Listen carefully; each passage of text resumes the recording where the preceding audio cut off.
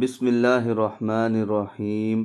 اللہ تعالیٰ سے دعا ہے کہ اللہ آپ کو، آپ کے والدین، دوست احباب اور رشتہ داروں کو دنیا و آخرت کی تمام خوشحالیاں اور رعنائیاں عطا فرمائے اور آپ کو اپنے حفظ و امان میں رکھے۔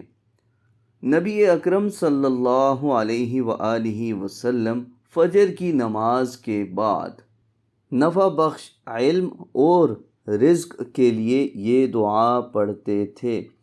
جب نبی اکرم صلی اللہ علیہ وآلہ وسلم نماز فجر میں سلام پھیرتے تو یہ دعا پڑھتے تھے۔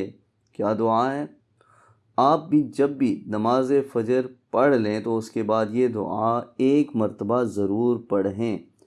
تو یہ دعا ہے: اللہم انی اسألک علما نافعا ورزقا طیبا وعملا متقبلا۔ ترجمہ کیا ہے؟ اے اللہ، میں تجھ سے نفع بخش علم، پاکیزہ روزی اور مقبول عمل کا سوال کرتا ہوں۔ تو آپ نے بھی روزانہ نماز فجر کے بعد اس دعا کا اہتمام کر لینا ہے اور دوسروں کو بھی ان دعاؤں کے بارے میں بتائیے، اور اس کا طریقہ کار یہ ہے کہ آپ ہماری ویڈیو ان کے ساتھ شیئر کر لیں۔